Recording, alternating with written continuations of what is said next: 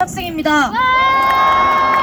여러분, 혹시 아직도 윤석열 대통령의 계엄령이 불법이며 잘못된 것이라고 생각하는 분이 계십니까? 아니요! 윤석열 대통령께서 갑작스럽게 계엄령을 선포할 수밖에 없었던 이유는 반국가 세력들이 자유민주주의와 법치주의를 무너뜨려 더는 헌법적 원칙을 지키며 국정 운영을 할 수 없었기 때문입니다. 맞습니다. 여러분, 암이 무서운 질병인 이유를 아십니까?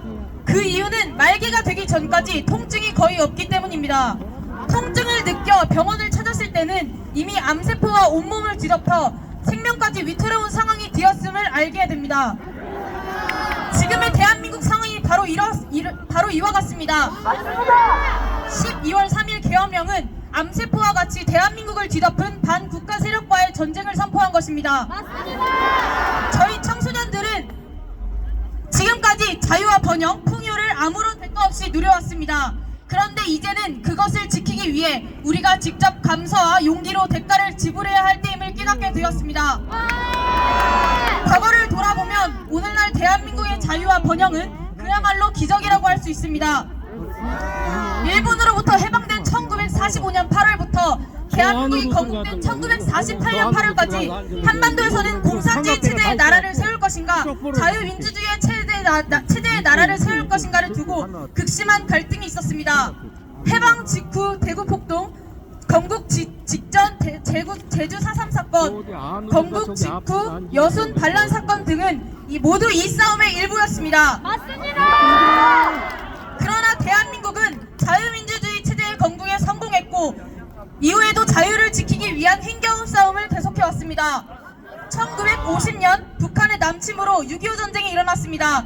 이 전쟁은 대한민국이 공산화될 것인가 자유를 지킬 것인가를 두고 벌어진 체제 전쟁이었습니다. 이 싸움은 지금까지 단 한 번도 끝난 적이 없습니다.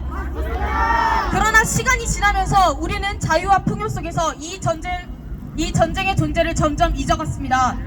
그 사이 악한 공산 세력들은 대한민국의 정치, 경제, 사법, 교육 등 사회 전반에 강력한 기반을 구축하여 점점 더 깊숙이 침투했습니다.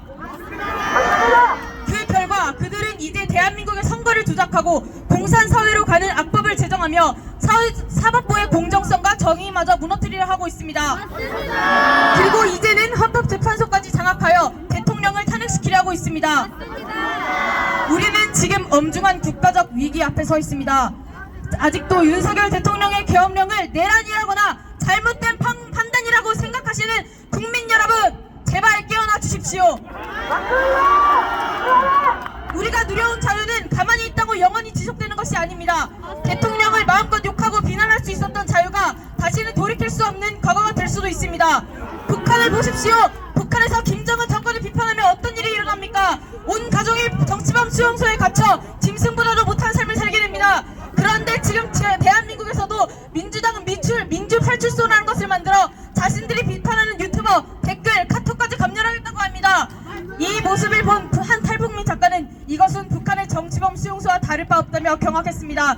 우리는 이제 깨어나야 합니다. 오늘날 우리가 누리는 자유와 번영은 절대 거저 얻어진 것이 아닙니다. 150년 전 수많은 선교사님들이 대한민국을 위해서 헌신하셨고 대한민국을 공산 세력으로부터 지키기 위해 전 세계 자유진영의 청년들이 목숨을 기꺼이 내놓았고 대한민국의 어르신 세대는 우리 세대를 위해 성실히 땀을 흘렸습니다. 이 자리를 빌려 대한민국을 위해 헌신한 모든 분들께 깊은 감사드립니다.